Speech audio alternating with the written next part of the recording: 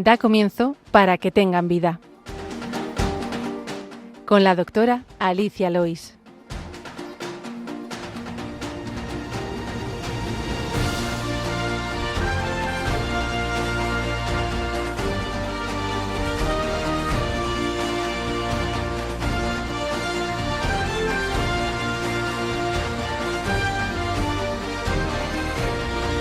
Muy buenas, queridos oyentes de Radio María, bienvenidos al programa Para que tengan vida.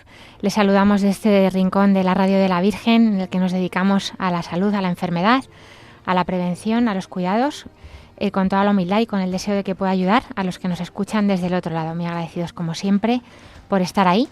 Hoy tengo el gusto de estar acompañada de nuevo por Inés de Medrano, la doctora Inés de Medrano, médico de familia como yo, la misma especialidad que hice yo. Buenos días, Inés. Buenos días. Gracias por venir. Hoy, si te parece, vamos con el sumario de hoy y les contamos a los oyentes. En el problema médico de hoy hablaremos sobre todo del vértigo, de la inestabilidad, de los mareos. Trataremos de los diferentes tipos más frecuentes, de la diferencia con los síncopes, los mareos, de los tratamientos, de las crisis, también de las secuelas de los vértigos, de cómo impactan en la vida diaria, las caídas, la rehabilitación vestibular y la importancia del ejercicio y también de la alimentación. En la sección de Medicina y Cultura hablaremos del cuadro de Joaquín Sorolla Triste herencia con María Alonso, profesora de arte, relacionado con la poliomielitis, y acabaremos siempre, como siempre, con la oración de los niños que hoy nos manda María.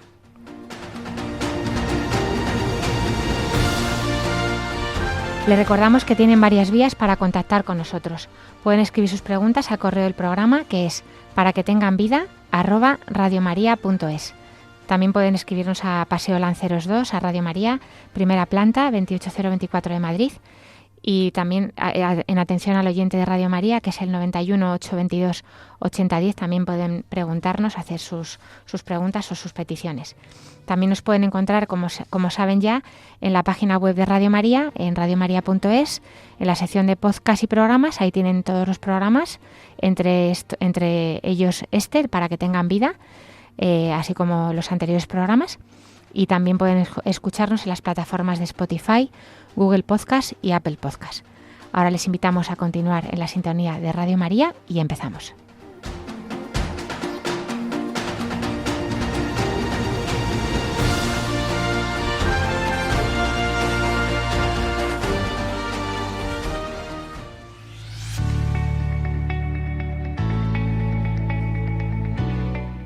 El problema médico de hoy.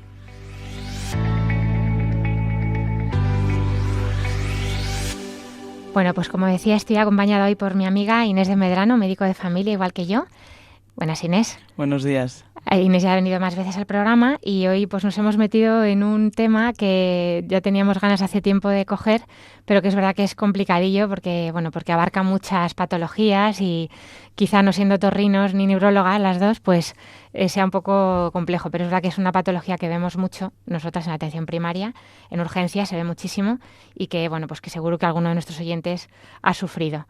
Vamos a hablar de los mareos, así que es un término muy amplio, muy general, de la estabilidad. Ya hace 4 semanas hablamos con Tamara Suquet, enfermera de la prevención de caídas, y eso también tiene mucho que ver, porque claro, es un problema que da muchas caídas, puede darlas.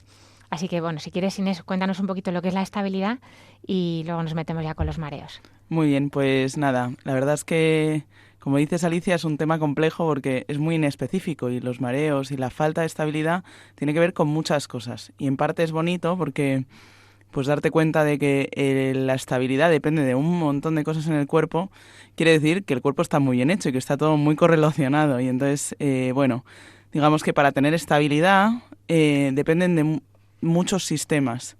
Lo primero sería la información que recibe el cerebro o el sistema nervioso central de lo que pasa a nuestro alrededor. Y lo que pasa a nuestro alrededor en el cuerpo viene dado, lo notamos a través de, en este sentido, pues los órganos de los sentidos, especialmente la vista. El oído también ayudaría, pero en otros aspectos que luego abordaremos. Y el sistema locomotor, que nos mantiene de pie, de manera que tenemos como estos sentidos que nos dicen en el cuerpo cómo estamos, dónde estamos posicionados, en qué lugar, y nos ayudan a orientarnos, y esta información es llevada al cerebro, que es, digamos, bueno, todo el mundo sabe, ¿no? Como el jefe que coordina todo, a través del sistema nervioso periférico, que son nervios que conducen toda la información al cerebro. El cerebro se ubica y luego manda la respuesta al cuerpo para hacer una determinada tarea en estabilidad, a través de esos mismos nervios que han llevado la información de cómo estamos y dónde estamos. Por lo tanto, influyen muchos sistemas. Para empezar, la vista, que ayuda a hacernos una panorámica de dónde estamos.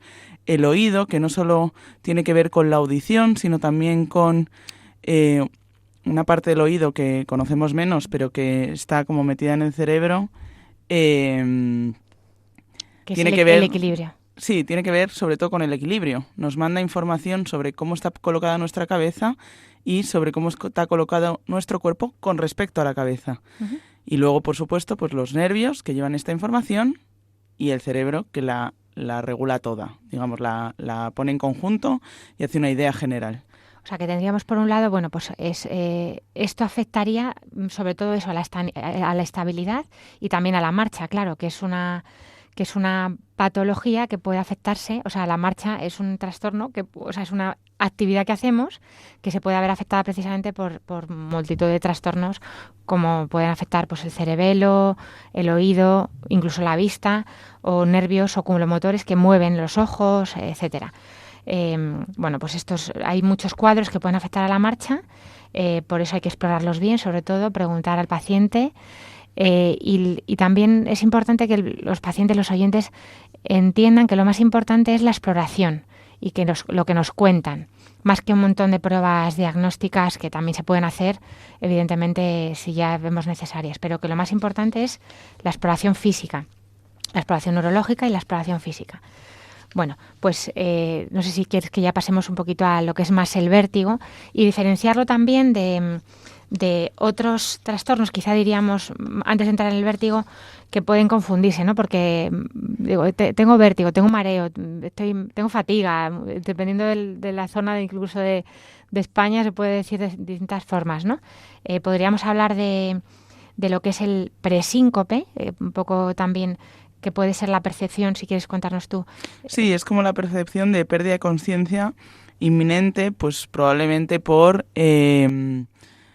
habitualmente causas vasculares. Esto es muy típico, pues por ejemplo en verano, ¿no? En verano que los vasos se dilatan por el calor, baja la tensión, especialmente en los ancianos que no tienen percepción tanto de la sed y por lo tanto no beben mucho y entonces la tensión no se compensa, y especialmente en aquellos que toman antihipertensivos, fármacos que bajan la tensión pues porque habitualmente lo necesitan, pero llega el verano, yo tengo 3 fármacos que me bajan la tensión, por las condiciones climatológicas del calor me bajo la tensión ya per se y tengo mucho riesgo de tener bajadas de tensión brusca que lo que hacen es bajar el riego sanguíneo en el cerebro y por lo tanto como una sensación así como de que me desmayo. Esto también es muy frecuente en la mujer joven, especialmente con cambios de temperatura brusca, pues el típico paciente que te cuenta que un día de repente de mucho frío en invierno se mete en el metro, de repente mucho calor, mucha gente, sensación de agobio, y eso sería un presíncope, ¿no? Como la sensación de que se me va la vista, de que empiezo a ver negro, de que me voy a tambalear. Lo siguiente ya sería el síncope, que es cuando perdemos la conciencia, pero no siempre tiene por qué darse este síncope, ¿no?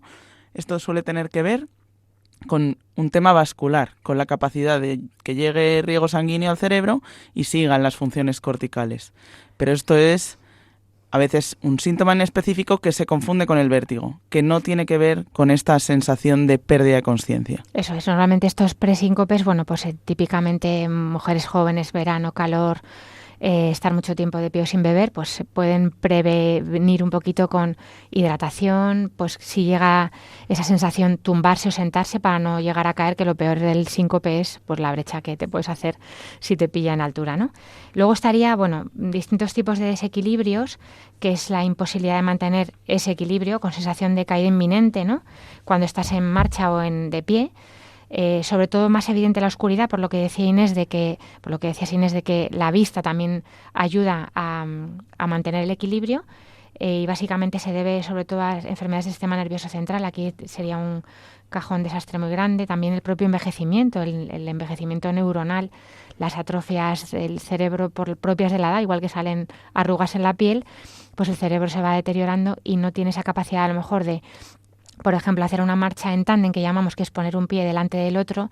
Pues a lo mejor la persona mayor anda bien, más o menos manteniendo una base de sustentación amplia, ampliando eso donde apoya los pies, pero si le pedimos que camine con un pie detrás del otro se desequilibra. Eso es bastante frecuente también por el propio envejecimiento, también por enfermedades del cerebelo y demás, que exploraríamos en consulta y que si hace falta pues derivaríamos a neurología o a otorrino según viéramos. Luego está el término ese tan inespecífico del mareo o la inestabilidad, que bueno, cuéntanos tú un poco, porque ahí hay, bueno, el mareo es el gran cajón, ¿no? Claro, cuando viene un paciente a la consulta, y esto es yo creo que es una cuestión bastante frecuente, ¿no? Y te dice, no, lo que me pasa, doctora, es que estoy mareado. Y mareado, es un término muy inespecífico que hay que ir abordando, pues viendo qué clase de síntomas para clasificarlo, que nos ayuda a decidir un poco por dónde tiramos, y que creemos que lo que está afectado es un tema pues vascular, si lo que creemos que está afectado es un tema de la marcha, si lo que creemos que está afectado es un tema locomotor, si lo que creemos que está afectado es el oído y por lo tanto lo que tenemos es un vértigo, o si por el contrario, pues uno tiene una sensación más inespecífica que a veces tiene que ver también con una sensación de angustia, pues por problemas de la vida, ¿no? Y es que cuando el cuerpo, cuando la cabeza no descansa bien y porque estamos angustiados o porque tenemos muchos problemas, en el fondo el cuerpo lo traduce, porque somos una unidad, no tenemos, no va por un lado el cuerpo y por otro lado, digamos, la mente, ¿no? O la psique, que diríamos, sino que todo se relaciona, ¿no? Y cuando uno está con pues diversos problemas, angustiado o preocupado,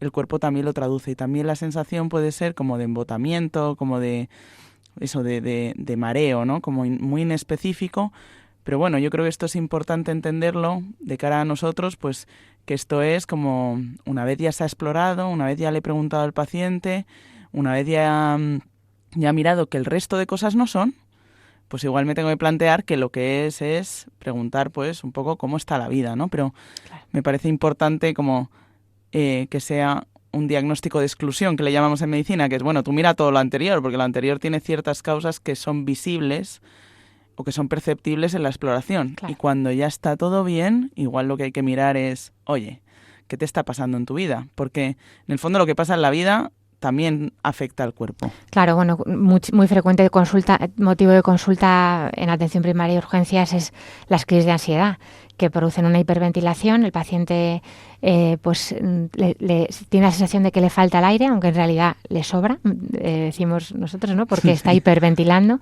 Esa hiperventilación puede dar una sensación de mareo así inespecífico, incluso de sudoración, palidez, pero mucho malestar. Además se suele acompañar, claro, nosotros preguntamos si a veces se duermen las manos, las yemas de los dedos, alrededor de la boca, tiene que como suspirar. Ese suspiro, esa disnea suspirosa que llamamos, es casi exclusiva de la ansiedad, pero bueno, por supuesto hay que explorar, hay que mirar cómo satura, cómo tiene el pulmón, ¿no? Porque a lo mejor tiene una fatiga por otra cosa, ¿no? Fatiga, disnea, que es la sensación de falta de aire, que es que aquí cada uno lo llamamos de una forma, ¿no? Pero bueno, es verdad que sobre todo preguntar, ¿no? Y que no todo es pues solo una cosa. Puede haber muchísimas cosas que pueden dar esta sensación de mareo, de inestabilidad. Bueno, por supuesto, a veces también incluso virus estomacales que dan como sensación de náusea, fatiga, ¿no? Que dan un malestar, o incluso pues náuseas del embarazo que dan esa sensación. Bueno, yo creo que todos en la vida hemos tenido un momento, claro, de pasar algún momento así regular, de fiebre, catarro, de que me encuentro regular, y las sensaciones de que como me encuentro mal. Y eso lo traducimos muchas veces al lenguaje en me mareo. Me mareo, exacto. ¿No? Pero hay que aprender también un poco, o desde la medicina aprendemos un poco a clasificar, porque es la manera de orientarnos hacia dónde vamos, ¿no? Claro. Eso es. Y luego, bueno, pues tendríamos ya un poco el tema estrella quizá de hoy, que es el vértigo, que es esa sensación, lo que caracteriza al vértigo es la sensación de movimiento del propio sujeto o del entorno alrededor del sujeto, ¿no? Que habitualmente es como que todo gira. Nosotros siempre decimos, pero te mareas, te gira las cosas, porque no me gira, es como que estoy así como... Pues entonces no es un vértigo, ¿no? Es verdad que, bueno, puede haber vértigos de muchos tipos. Nosotros vamos a hablar aquí un poquito en general de los más frecuentes. Y es verdad que, claro, esta sensación de tanto giro produce muchísimo malestar. Los que lo hemos sufrido, yo le digo a los pacientes, ¿está bien? A ver, está bien, ¿no? Haber sufrido vértigo alguna vez, porque así sabes lo bien que se está cuando no se está con vértigo.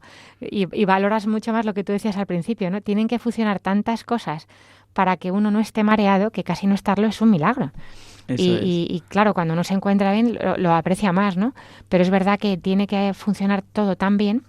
Y aquí normalmente pues puede haber dos tipos de vértigos. Los más importantes son los que son periféricos, que llamamos así a los que son referentes al oído, que serían los menos graves, aunque pueden llegar a ser muy incapacitantes, y los vértigos centrales, que son ya de sistema nervioso central, que pueden ser o bien del tronco cerebral o del cerebelo o de otras zonas del cerebro que también son importantes, ¿no?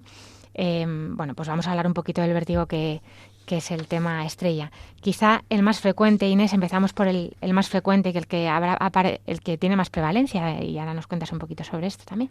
Bueno, a mí la verdad es que mirando un poco los datos de prevalencia me ha llamado mucho la atención que decía un artículo que entre 3 y 7% de personas acuden a atención primaria con un vértigo periférico, un vértigo paroxístico benigno que se llama, que es como el más frecuente. Sí. Y es el más benigno, gracias a Dios, o sea que lo frecuente es lo leve, ¿no? Aunque incapacitante, porque también lo has dicho muy bien, Alicia, es bastante incapacitante. Eso quiere decir que mucha gente, exactamente, pues entre 3 y 7 de cada 100 padecen algún vértigo en alguna ocasión. A algún momento de su vida, sí, en algún momento de su vida. Entonces, el vértigo periférico, que tiene que ver, como has dicho, con la afectación del oído, y especialmente dentro de este vértigo periférico hay varios tipos en función de si la causa es una infección, en función de si la causa es que uno de los sistemas que ayuda al oído a localizarse no está funcionando, lo que sea, pues fallan.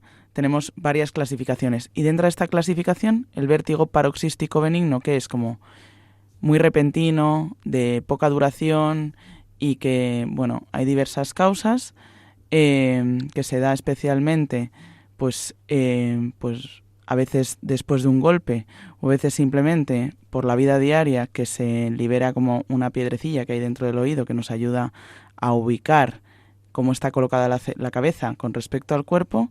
Pues esto lo que desencadena es esa sensación de que estoy todo el rato en movimiento a pesar de que mi cabeza y mi cuerpo están quietos. Eso es. Este vértigo es característico que sea posicional, o sea, se llama así, vértigo posicional, tiene que ver con la posición. Dependiendo de dónde se libere esa piedrecita, que se llaman otoconias, que están en los conductos que llamamos semicirculares del oído, que hay 3, pues la más frecuente es que sea en el posterior, que recordar, sí. No me acuerdo ya. Pero, pues según, normalmente, a mí cuando me ha dado, normalmente ha sido tumbada en la cama, y al levantarte, tú ya estás viendo que te notas un poco raro. A mí lo que me suele pasar es que yo ya incluso con los ojos cerrados noto como hay ráfagas, ¿no? Pum, pum, se mueve todo. Y al levantarte efectivamente pues ya es como si te estuvieras subiendo a una montaña rusa de estas que te centrifugan, de esas que había en los parques de atracciones que te dan vueltas sin parar, ¿no? Pues era la sensación. O como que estás montando eso en una ruleta rápida, ¿no? Suele durar unos 10 segundos, 30 como mucho. Eso es también característico de la crisis de vértigo rotatorio, del que todo gira.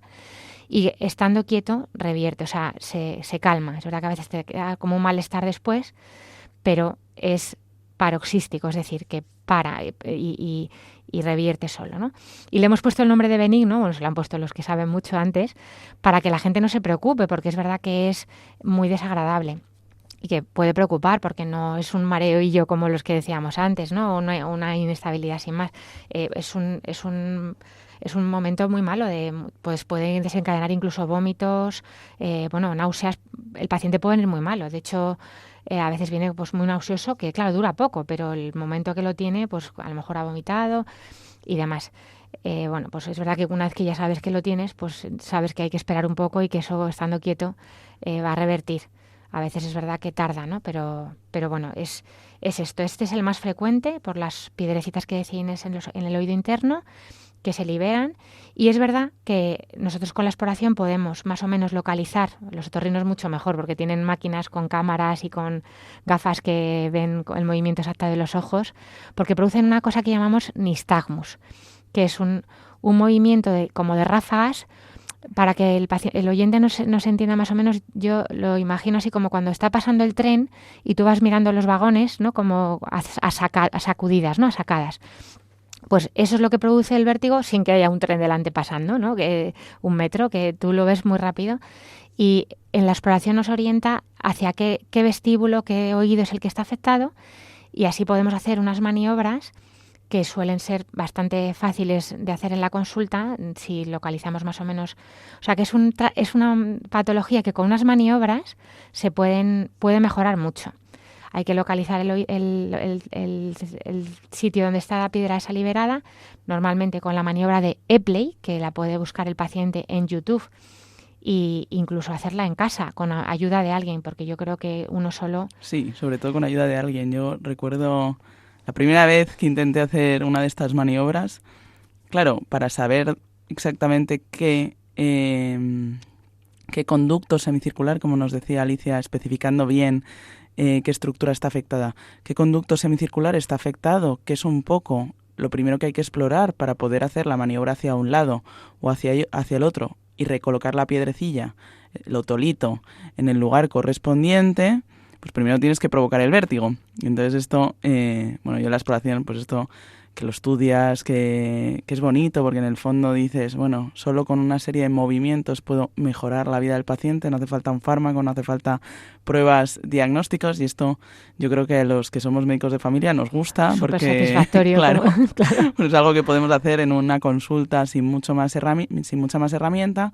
Pero bueno, la primera vez que quise hacerlo, que yo me llevaba estudiado ahí cómo lo iba a hacer y demás, bueno, pues el provocar el vértigo se pone muy mal porque, claro, un vértigo, como decía Alicia, es muy incapacitante.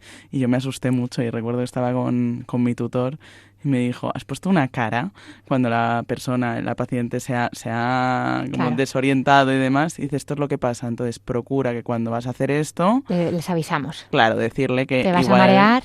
No te preocupes, de aquí no te caes. Claro. Yo te voy a sujetar porque estás en la camilla. Yo me pongo guantes porque suelen sudar mucho, a veces se ponen a sudar. Y a veces hasta me quito la bata para no acalorarme, porque es verdad que nosotros también tenemos que hacer un pequeño esfuerzo. Los otorrinos tienen máquinas que les sientan con sillas que les inclinan en la inclinación perfecta, pero nosotros lo hacemos en nuestra camilla de atención primaria normal y corriente, incluso en la cama del paciente si estamos en su domicilio. Sí. Se puede hacer y los familiares también le pueden hacer esta maniobra en casa si más o menos el médico se lo ha explicado también un poquito. Sí, yo tengo de hecho una compañera mía que tiene vértigos, ella es médico de familia también, y siempre cuenta que ella lo intenta hacer sola. Se lo hace sola, claro. Y entonces, sí, ya hay veces que le va bien y hay otras veces que dice, si estoy muy mala, no consigo, no puedes, porque estoy muy desorientada. Claro, porque se te va la habitación encima, claro. Bueno, pues es verdad que es una patología muy frecuente, es verdad que incapacitante, a veces incluso eso provoca bajas porque a lo mejor el paciente no puede trabajar, pero que es benigna y que cede rápido. Hay muchos otros tipos de vértigos. Bueno, puede haber, como decía Inés, infecciones, se piensa que por herpes, que bueno, pues virus, catarros, que igual que dan una faringitis, pues pueden dar una neuritis, una inflamación del laberinto. Lo más importante es que descartemos que no sean cuadros que sean ya más importantes. Y luego, como dicen algunos otorrinos, una crisis de vértigo al año no hace daño. Pero es verdad que ya más puede ser incapacitante, porque luego tendríamos la enfermedad de Meniere, que es como la otra gran vértigo periférico más importante, ¿no? Que ya no está posicional, sino que las crisis son más largas, duran más, a veces se relacionan con problemas de audición y con incluso ruidos en el oído, y suelen ser crisis que duran incluso horas. Ahora mismo no me acuerdo, bueno, puede variar en los pacientes, y eso se produce por un problema de la linfa, que es el líquido que está en el oído interno, bueno, pues por presiones y demás. Si solamente tiene una crisis al año el paciente, normalmente tratamos los síntomas y ya está. pero si ya son más, incapacitan mucho, porque claro, son bajas, pues es que no solamente la baja, es que el paciente no se puede mover, pues ahí a lo mejor los otorrinos tienen que hacer tratamientos dentro del tímpano, inyectar pues ototóxicos incluso, gentamicina, que es un antibiótico tóxico para el vestíbulo, para anularlo, para que el paciente no reciba esa información extra que está teniendo, que le produce esa sensación, o corticoides intratimpánicos, o tratamientos incluso preventivos. Bueno, pues esto es una enfermedad que ya sí que siguen los otorrinos si hace falta, ¿no? El Meniere, que vamos, que es verdad que es mucho menos prevalente, por suerte, que, gracias a Dios, que el paroxístico benigno. Y luego tendríamos también, es raro, pero de estos que pueden dar crisis así más recurrentes, como quizá el Meniere, que son las migrañas vestibulares. O sea, hay pacientes que les duele la cabeza y se trata con un triptano o con un naproxeno, y hay pacientes que les da vértigo migrañoso. O sea, es una cosa muy curiosa. Yo esto no lo he tenido nunca, o si lo he tenido se me ha escapado. Yo nunca he tenido un vértigo, gracias a Dios. No, digo pacientes que lo hayan tenido. Una migraña vestibular tampoco la he visto. Yo tampoco la he visto. No tengo muy claro si sabría reconocer, claro, porque bueno, uno está como muy acostumbrado a tener en la cabeza que si alguien viene por dolor de cabeza precisamente, pues explorar si lo que no tiene es una migraña, que es un síndrome en el cual te duele la cabeza cada X, ¿no? Y recurrentemente, y efectivamente tiene un tratamiento muy específico. Es verdad que yo los pacientes que he tenido que tienen vértigos recurrentes es gente mayor, en la cual yo creo que hay que mirar bien, porque como hemos comentado, todo lo que tiene que ver con el equilibrio está formado por... O sea, el equilibrio se mantiene por un montón de sistemas, y en la gente mayor el envejecimiento y otras patologías hacen que se les mezcle un poco todo, ¿no? Y puedes tener, claro, el oído mal y tener un vértigo puro, pero es menos frecuente porque probablemente también tengas una enfermedad pues de los vasos por ya la vejez, o quizás tus músculos no estén tan fuertes como estaban y eso añade un poco de desequilibrio, y entonces ya se vuelve quizás un tema más complejo. Sí. Entonces yo nunca he tenido un paciente joven que me haya contado que tiene crisis vertiginosas o vértigos cada poco tiempo, por lo tanto nunca he pensado en la migraña vertiginosa, ¿no? Sí. Pero igual bueno, existe. Igual también me lo he comido, ahora que lo vemos. Bueno, pues existe. Luego también hay que pensar si son... Bueno, no he dicho el Meniere, que quizá el Meniere, que no lo he comentado, bueno, normalmente el tratamiento es sintomático, pero quizá es la única patología que se beneficie verdaderamente con el tratamiento con la famosa betahistina, que es el SERC de toda la vida, que la gente seguro que muchos lo tienen en su receta, y son medicamentos que no se deberían poner a largo plazo salvo en esta única opción, porque los efectos secundarios a largo plazo, ahora hablaremos de la rehabilitación vestibular, son mayores que el beneficio que aporta. Solamente, por eso he dicho, lo de una crisis de vértigo al año no hace daño, en ese momento se trataría puntualmente la crisis, pero con tratamientos muy cortos, igual que en el vértigo paroxístico, que se pueden hacer pautas cortas de sedantes vestibulares como la sulpirida famosa, que si no se la puede tomar porque está muy nauseoso, se la pinchamos, pero que se puede poner vía oral si el paciente lo tolera, fenomenal. Pero que tratamientos a largo plazo en el vértigo se deberían evitar salvo prevención en estos pacientes que tienen cuadros recurrentes. Estamos como a mitad del programa, nos queda mucho, es que es verdad que es un tema apasionante. Te voy a traer una canción para recentrar luego el tema que me está últimamente pues viniendo mucho a la cabeza, que es del grupo Tuyo, que son unos chicos católicos, que se llama Tú, el único rey.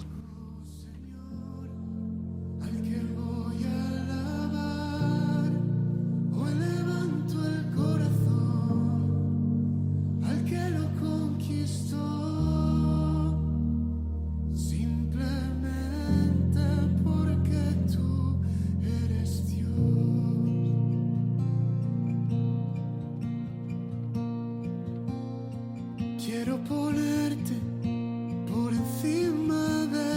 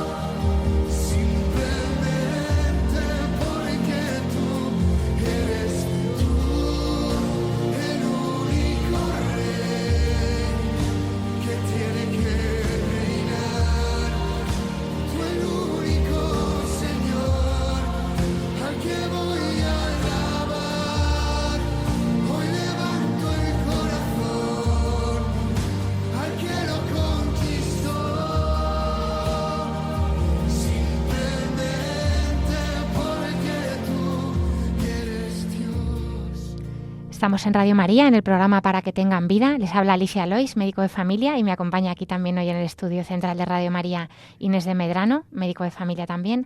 Estamos hablando de los mareos, del gran cajón desastre de los mareos y sobre todo del vértigo. Hemos hablado del vértigo más frecuente, que es el posicional paroxístico, otros tipos de mareos. Se nos ha olvidado hablar, Inés, del típico mareo cinético de los barcos, que es el que yo tengo cada 2x3 cuando recorro una montaña en Asturias y llego fatal al destino, que este es muy típico en niños que tienen tendencia a marearse y bueno, y algunos adultos que nos quedamos siempre con la tendencia, sobre todo si no conducimos, porque o vamos muy atrás en el coche o en el autobús, o en el autobús, mirando una pantalla. Claro, por lo que hablábamos de que la vista ayuda a ese equilibrio, porque cuando tú vas dirigiendo el coche no te mareas, claro, pero cuando tú no llevas el control y miras por la ventana o demás, pues puede venir esa sensación de mareo cinético que llamamos típico de los barcos, que tiene un tratamiento bastante sencillo con la típica biodramina, es la marca, pero es que podemos decirlo porque creo que no hay más, que es un antihistamínico, que bueno, también hay biodramina con cafeína, que también ayuda, la cafeína ayuda mucho y bueno, pues es un vértigo pues totalmente, un mareo muy benigno, evidentemente, pero bueno, se pasa mal, cuando lo tienes, incluso podemos llegar a vomitar. Vamos a hablar ahora, si te parece, bueno, nos quedaba algún vértigo periférico que son muy raros, pero bueno, si al médico de familia no nos queda claro, evidentemente lo vamos a mandar al otorrino. Hay neurotorrinos, otorrinoneurólogos, o sea, quiero decir que dentro de la especialidad de otorrino hay algunos que se dedican mucho a los vértigos y luego dentro de la especialidad de neuro también hay algunos que se dedican mucho a los vértigos. Pero bueno, nosotros ya lo derivaremos al que nos parezca, que también es la enfermedad autoinmune del oído interno. Yo esta no la conocía y como en todo hay enfermedades autoinmunes del tiroides, del páncreas, por supuesto del sistema nervioso central y algunos anticuerpos, pues resulta que van ahí al oído interno, autoanticuerpos normalmente. Y bueno, pues como muchas otras enfermedades autoinmunes que atacan nuestros propios anticuerpos a partes del cuerpo, bueno, puede ser la mala desgracia de que te afecten al oído interno y eso produzca la sensación de inestabilidad que hablábamos. Y vamos a pasar, si te parece, Inés, que es un tema también muy importante, a los vértigos del sistema nervioso central, que bueno, pues tenemos varios tipos, ¿no? Desde la enfermedad de la esclerosis múltiple, que hicimos ya un programa anteriormente, que como puede afectar a todos, la enfermedad de las 1000 caras, ya decíamos en aquel programa, pues también puede afectar al equilibrio, al vértigo. Pues y a otras que me vas a contar tú. ¿Te dejo hablar? Sí, efectivamente. Bueno, yo creo que una de las cosas que nos da miedo así en general a los médicos cuando viene un vértigo es esto. Claro, puede ser tan leve como un vértigo posicional paroxístico benigno, que es este que hemos explicado, y tan grave como una patología del sistema nervioso central. pues entre las patologías del sistema nervioso central tenemos el ictus, ¿no? Un tema de falta de perfusión, es decir, falta de que llegue riego sanguíneo con el oxígeno necesario para que el tejido cerebral funcione y, por lo tanto, cualquier área del tejido cerebral y dentro del cerebro, o el sistema nervioso central, mejor dicho, afectación o bien del cerebelo o bien del cerebro y de áreas, pues el tálamo también tiene, el tálamo es una parte entre el cerebro y el tronco encefálico que coordina, es decir, bueno, sobre todo que coordina toda la información que llega de la posición y del equilibrio, pues ictus en estas zonas podrían dar un vértigo central que se distingue de los vértigos periféricos con varias cosas. Primero, que este nistagmo, este movimiento del ojo que nos contaba Alicia, no es concordante, no es solo horizontal, ¿no? Nos ha contado esto del tren y uno se imagina que el ojo va recuperando, es como que intenta mirar el tren en todo su conjunto y entonces va recuperando constantemente la dirección. Y la forma en que se mueve, esas sacudidas horizontales en el vértigo periférico. Pero el vértigo central no respeta esto. Es como si el ojo se volviese loco, ¿no? Un poco esto es lo que se describe. Y luego, otra de las cosas que contamos o que tenemos en cuenta a la hora de explorar es que las alteraciones del equilibrio y de la marcha asociados a un vértigo, en un vértigo central no son concordantes. De manera que en un vértigo periférico podemos intuir que si falla uno de los oídos, por así decirlo, tienes un nistagmo, un movimiento del ojo hacia un lado, y la alteración de la marcha normalmente en función de si es hipofunción, es decir, una función de menos, se movería el cuerpo o tenderías la marcha hacia la lateralización, hacia el sentido contrario, y sin embargo si es hiperfunción, pues por ejemplo esto que hablábamos de las laberintitis, que son infecciones del oído interno, del laberinto del oído interno, sería una hiperfunción, una función de más del oído. Y sin embargo, pues tendrías un nistagmo, un movimiento ocular hacia un lado y tu marcha se desviaría hacia el lado en la exploración. Esto, pues en un vértigo periférico es concordante, de manera que uno puede pensar, bueno, si ocurre esto es lo que tiene que ocurrir. Si ocurre esto en el ojo, ocurre esto en la marcha, más o menos. Puedes dudar, bueno, pues si se mueve para un lado, se mueve para el otro, pero la inestabilidad es concordante con la exploración del nistagmo. Sin embargo, en el vértigo central esto no ocurre. No hay manera de entender por qué hacia un lado, por qué hacia el otro, ni el movimiento ocular es solamente horizontal y por lo tanto puedo decir, bueno, pues si el ojo se mueve para acá, la marcha debería estar para este otro lado, ¿no? Con lo cual hay signos que nos ayudan a entender que lo que está teniendo el paciente es un vértigo central. Además, normalmente pues se asocian a otras cosas, ¿no? El área del cerebro no está afectada. Es raro que esté afectado solo una mínima área que afectaría solo al sistema del equilibrio, sino que habitualmente se acompaña, pues, por ejemplo, de una cosa que llamamos mano torpe, que es que el paciente no sea capaz de escribir o de hacer una serie de movimientos coordinados, que esto en el vértigo periférico debería estar conservado, o alteraciones del lenguaje, afasias que le llamamos, que es de repente que el paciente no es capaz de o bien nombrar bien las cosas, o bien tener un lenguaje que se comprenda, ¿no? A veces, pues esto se ve alterado, u otras funciones, ¿no? Pues evidentemente todo el mundo sabe que todo el mundo sabe no, pero yo creo que tenemos bastante conocimiento de que si la comisura del labio se te cae el agua al beber, pues ahí está pasando algo, o si de repente se me queda paralizado medio cuerpo, pues... Claro, o un paciente que tenga, como decía, esclerosis múltiple ya de antes, pues evidentemente si tiene un vértigo, pues podemos pensar que sea también relacionado. También hay que pensar en lesiones ocupantes de espacio, a veces tumores, que pueden ser benignos, ¿eh? Hay lesiones benignas del nervio, como el esvanoma famoso del oído interno, que puede dar un vértigo, que va apareciendo de forma paulatina, tontorrona, no es de golpe, puede ser episódico o no, pero eso también hay que descartarlo cuando vemos un vértigo que no nos queda a nosotros del todo claro. Ahí lo derivaríamos al otorrino para hacer, ahí sí que habría que hacer una prueba de imagen, normalmente la resonancia magnética, porque no hemos dicho que en urgencias lo que se hace de urgencia es un TAC, si es que sospechamos algo más importante, como decía Inés, de un ictus, un trastorno central. Y el TAC es verdad que la sensibilidad que tiene es muy bajita, de menos del 1%, a veces se nos escapan muchos porque no se ve nada en realidad, hay que hacer luego más pruebas ya en consulta, pruebas de imagen, pruebas de ojos para ver ese nistagmus que decía Inés, o la resonancia que nos puede dar mucha más sensibilidad, pero vamos, que a veces tampoco toda, ¿eh? Pero lo más importante, como decíamos, la exploración. Es que esto es fundamental, una exploración bien hecha, a veces por un neurootorrino o un otorrino especialista en vértigos. Y luego, pues, una cosa muy importante que tenemos que hablar, porque es que se nos iría el tiempo, es del cómo rehabilitamos eso, ¿no? Porque, claro, el problema es que el vértigo tiene secuelas. A veces deja, por supuesto, impactos en la vida diaria, del día a día, pues porque para empezar la gente acude a consulta, con lo cual ya ese día lo ha perdido porque tiene que venir a consulta.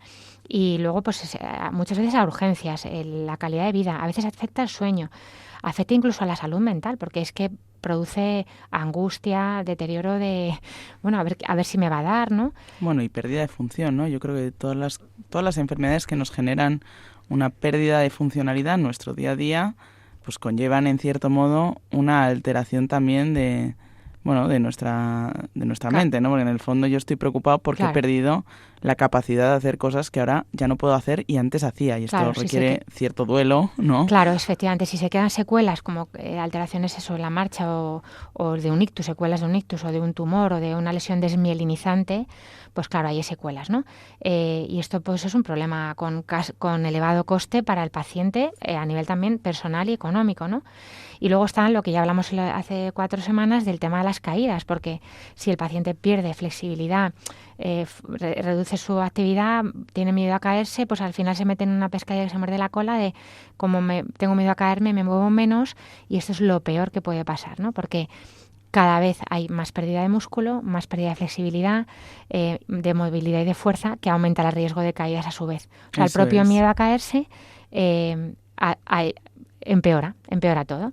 Entonces nos vamos a meter en lo que queremos hablar, que es la rehabilitación vestibular, que, pues es verdad que es un tema que puede parecer que no tiene eficacia, pero es verdad que es importantísimo, y sí que se ha demostrado que, pues que el sistema nervioso central es plástico y que mediante mecanismos de adaptación o de sustitución puede mejorar la estabilidad global y favorecer pues la reincorporación de este paciente a las actividades de la vida diaria dentro de lo que se pueda, ¿no? Pues y a veces con unos ejercicios muy fáciles que pueden hacerse pues bien en domicilio o pues a lo mejor en rehabilitación del hospital, que ahora vamos a contar, porque es verdad que queremos sobre todo decirles a nuestros oyentes que si tienes mareo, si tienes vértigo e inestabilidad, te pongas a hacer rehabilitación, que te puedes beneficiar mucho de esto, ¿no? Y además la edad avanzada no se asocia a peores resultados, o sea, hay que hacerlo a cualquier edad, no vale decir, no, como ya es mayor ya no hay nada que hacer, hay que hacerlo siempre, ¿no? Esto es bastante interesante porque a veces uno piensa que por el hecho de ser mayor y de que esté afectado un montón de cosas, ¿no? Lo que os decía antes, un poco, pues no, y es que ya tengo la catarata, bueno, la catarata se opera, pero quiero decirte, o tengo degeneración macular y entonces yo ya como no veo, y además tengo las cervicales que tampoco ayudan, y además es que he perdido movilidad, y además es que tengo el oído afectado, yo ya no tengo, ¿no? Yo ya me postro en una cama, bueno, y como decía Sally, pues es importante este descubrimiento, ¿no? Lo que nos dice la estadística, que es que seas mayor o seas joven, tienes opciones de recuperar. Y que el cerebro, todavía incluso con cierta edad, se sigue adaptando. Es una maravilla. A mí esto ya dará para otro, seguro que hacéis otro programa, ¿no?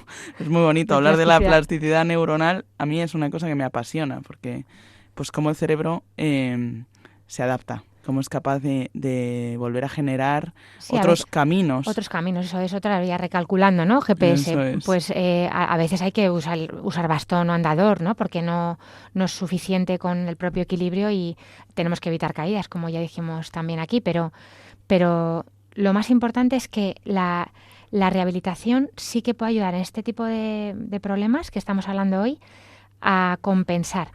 ¿Y cuáles son las técnicas? Pues desde ejercicios domiciliarios que nosotros, ahora mismo se pueden encontrar en Internet en un montón de sitios. Ejercicios de rehabilitación vestibular. Hay un montón de tablas. Nosotros los podemos dar, por supuesto, en la consulta. Si el paciente es mayor, se lo damos en papel para que lo tengan. O se los explicamos si no saben leer. Pero vamos, normalmente son gráficos, con lo cual hasta el que no sabe leer lo puede hacer. O sea, que esto no habría problema, porque son pues ejercicios muy sencillos de la vista, del cuello, a veces con una pelota, pasarla de una mano a la otra, levantarse y sentarse de una silla. No tiene mucha complicación y no ha habido... O sea, se sabe que cualquiera mejora. También parece que hay evidencia en el que el tai chi, que son movimientos pues muy suaves que se hacen con ejercicios físicos del cuello y del cuerpo, pues también mejora. Luego es curioso, pero la Nintendo Wii, la Wii Fit, esta, que yo no soy nada fan de estas cosas, pero es que se utiliza. Sí. Claro, la realidad virtual. Se utilizan técnicas de realidad virtual, se le pone al paciente pues incluso unas gafas de realidad virtual que pueden hacer que en el espacio él aprenda a manejar su cuerpo. Hay una cosa muy curiosa, Inés, que he aprendido haciendo el curso claro, cuando el cuerpo se adapta tanto, yo siempre me he preguntado cómo los bailarines pueden dar tantas vueltas sobre sí mismos sin marearse. Y es curiosísimo porque el sistema vestibular se adapta también a ese giro continuo, con lo cual los bailarines tienen como más dormido, por así decirlo, el sistema vestibular. ¿Qué pasa? Que no les afecta tanto giro, porque yo digo, madre mía, yo hago eso y es que, caigo redonda, ¿no? Ellos no les afecta porque lo tienen como adormilado, porque lo han estimulado tanto. ¿Qué pasa? Que en la oscuridad ellos se desequilibran más. Porque utilizan más la vista. Utilizan más la vista. Entonces, ¿qué pasa? Que por eso la rehabilitación vestibular también utiliza mucho la vista. Claro. Porque, cuando hay un mecanismo que está muy inhibido pues por una lesión o por un baile crónico, porque es un profesional del tema, pues la vista también ayuda en ese sentido, ¿no? Entonces es una maravilla, ¿no? Pues estímulos de la retina, como deslizamiento de imágenes. También, hay máquinas de posturografía dinámica, que esto ya son pues de otorrino, de neuro, ¿no? Que les meten en una especie de, pues de máquina que... Fíjate, ahí también es que es curiosísimo. Estimuladores a nivel de la lengua, que tienen como unos chips. Esto yo no lo he visto nunca en ningún paciente mío, pero lo he visto que lo hacen en, el hospital de aquí de España, se utilizan. Les ponen, si ellos se van desestabilizando hacia un lado, como que se manda un estímulo hacia la lengua, de manera que la lengua va produciendo neurotransmisores que le dicen al paciente cómo tiene su cuerpo. O sea, es que es impresionante lo que se puede llegar a hacer. El neurofeedback y todas estas cosas que con vibraciones, con vibraciones que se ponen en el cuerpo, vibradores para que el paciente detecte la vibración, es impresionante, ¿no? Y pues que hay cosas que hacer, o sea que si no vemos mejoría con los ejercicios de domicilio, pues derivamos que los otorrinos y los neurootorrinos pues hacen rehabilitación vestibular, lo pueden hacer, y esto disminuye mucho el presbivértigo, que es el vértigo típico de la ancianidad. Incluso enfermedades de Parkinson que también tengan alteraciones de la marcha, y por supuesto pues la calidad de vida, ¿no? Que esto es una maravilla. Y luego quería comentar un poquito contigo, Inés, el tema del pues el ejercicio y la no sé si nos va a dar tiempo ya, la alimentación, ¿no? La importancia del ejercicio, los hábitos saludables para prevenir. O sea, es que es una maravilla, ¿no? Como lo importante que es que el paciente que tenga el vértigo no se meta en la cama a no hacer nada, para no marearse. A mí me ha llamado mucho la atención que, hablando un poco de rehabilitación y mirando un poco, yo esto lo desconocía un poco, lo que hablabas de los ejercicios tiene que ver con dos cosas: con la habituación del cerebro a la situación de inestabilidad. Es decir, que están encaminados, por un lado, a mejorar. El tai chi mejora porque tiene especial atención en la postura y en el equilibrio, o sea, es un ejercicio que pone especial atención a esto. Y luego hay otros ejercicios de movimiento de la cabeza que van encaminados a que cuanto repites un movimiento con rapidez, lo que decías del bailarín, el vestíbulo y el oído se acostumbran a funcionar menos. Y esto me parece espectacular, ¿no? Y cómo el ejercicio físico, el estar fuerte, puede ayudarnos también a compensar, ¿no? El bailarín compensa con la vista, por supuesto con el sistema musculoesquelético, los bailarines también fuertes. Claro. Y entonces la gente que tenga mareo, y especialmente la gente mayor, bueno, pues tiene la posibilidad, exacto, tiene la posibilidad de que estar fuerte le va a ayudar a que si tiene un mareo, compensarlo, porque el sistema musculoesquelético tiene en su potencia la propiocepción, es decir, decirle al cerebro y al cerebelo cómo estamos posicionados, dónde estamos y cómo estamos. Y eso es una cosa que si el oído no funciona bien, podemos compensar con el ejercicio. Bueno, yo creo que hemos tratado muchas cosas, es apasionante y creo que, bueno, pues de todas formas también los oyentes nos pueden escribir para que tengan vida @radiomaria.es para sus dudas y preguntas. Vamos a pasar a Medicina y Cultura porque hoy traigo con María Alonso un tema que, bueno, es un cuadro relacionado con la polio, que es una enfermedad ya erradicada, pero que también producía problemas en la marcha y en la estabilidad. Medicina y Cultura. Y en esta sección de Medicina y Cultura nos vuelve a acompañar hoy María Alonso Aguilera. Buenos días, María. Hola, buenos días. Muchas gracias por tu tiempo. Profesora de Historia y de Historia del Arte, apasionada de la medicina, que tantas veces nos ha hablado de cuadros. Y hoy nos trae uno de Joaquín Sorolla, que se llama Triste herencia, para que lo puedan buscar nuestros oyentes en Internet y así lo ven también con la explicación de María. Cuéntanos. Bueno, muy buenos días. Pues vamos a ver esta obra muy importante en la producción de Sorolla y muy fácilmente localizable en Internet. Es una obra de 1899, es un cuadro muy grande. Sorolla estaba veraneando en la playa del Cabañal, en Valencia, como tenía costumbre, bueno, alternaba también con el norte, y de repente, según él cuenta, aparece un grupo de niños guiados por un fraile de San Juan de Dios y les pide permiso para que si era posible que retratara ese grupo. Lo que vemos en la obra es un cuadro que ha dado mucho que hablar. Son diferentes afecciones, en general como secuelas de una poliomielitis, que era muy frecuente entonces. Saben que es una enfermedad sobre todo que padecen los niños, muchísimo, muy común, y además en climas parecidos al de Valencia, ¿no? En climas con inviernos muy suaves y veranos cálidos, y da grandes problemas, sobre todo en el aparato locomotor. Luego les cuento el problema que ha habido con el título de este cuadro. Se presenta a la Expo de París en 1900 y gana el Gran Premio. Y además también aquí en España la medalla de honor en la Exposición de Bellas Artes. Esto va a suponer, es muy importante porque supone la consagración nacional e internacional de Sorolla.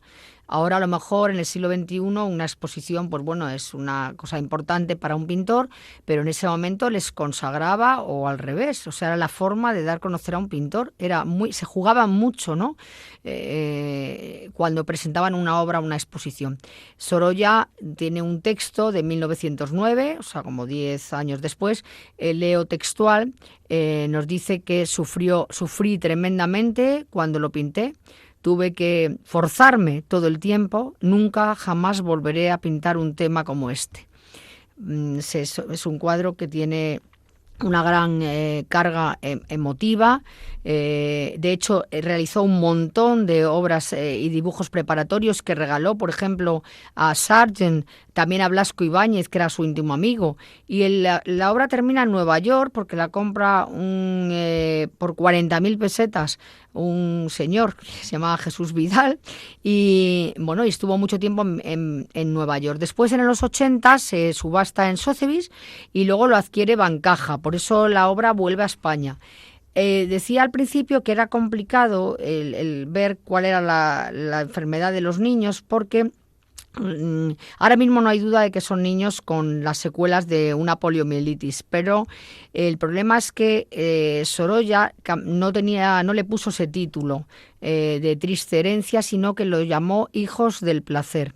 Esto vino a dar lugar a que se considerara que fueran niños con secuelas de la sífilis.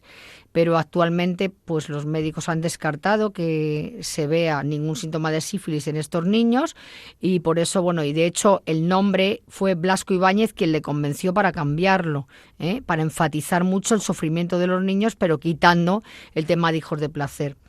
tiene una carga emocional tremenda, ¿no? En esta línea de realismo social que también comparte con Simonet y con Sargent, sobre todo al principio.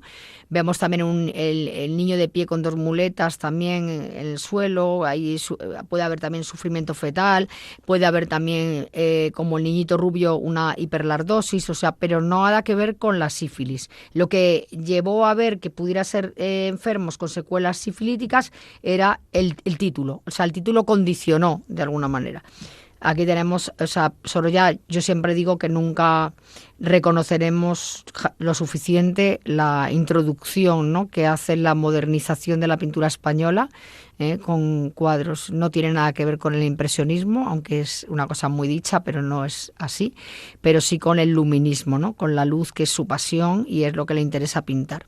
Con esa luz que están, pues, estos niños iluminados por la luz del sol, porque están en el mar, dándose un bañito, y es verdad que, bueno, pues es impresionante, todos desnuditos con esas contracturas musculares, la atrofia en los muslos, sus muletas, por estas secuelas de la polio, que, bueno, gracias a Dios actualmente está erradicada por la vacunación poblacional que tenemos todos, bueno, aunque mucha gente pues tiende a lo mejor a no vacunarse y puede reaparecer casos, ¿no?, por el tema del miedo a las vacunas, pero o sea, recientemente pues es verdad que no se da, pero bueno, todavía puede haber gente mayor que sí que tenga secuelas así de mi edad, 40, 50 años, que sí que tenga secuelas, sí, pues algún tipo de cojera y demás. Muchas gracias, María, nada, por este cuadro de Sorolla. Muchas gracias. Triste herencia, que pueden encontrar nuestros oyentes en internet. Hasta pronto, María. Gracias.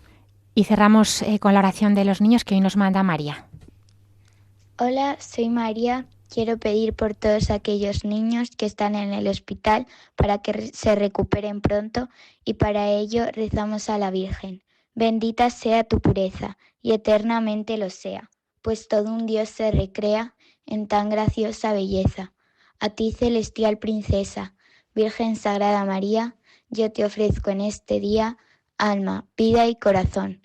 Mírame con compasión, no me dejes, Madre mía. Y hasta aquí el programa de hoy de Para que tengan vida. Les ha hablado Alicia Lois, médico de familia, y he estado con Inés de Medrano hablando de los vértigos, de los mareos, la inestabilidad y la rehabilitación. También hemos hablado con María Alonso del cuadro de Sorolla, Triste herencia. Y nos despedimos, no sin antes decirles que pueden escribirnos sus preguntas al correo del programa, que es paraquetenganvida@radiomaria.es, y escuchar este y los anteriores programas en las plataformas de Radio María, en la parte de podcast, y también en Spotify, Google Podcast y Apple Podcast. Le doy las gracias a José Luis Lois, que me ha ayudado aquí en el control de sonido. Gracias, papá, como todos los lunes que me acompañas.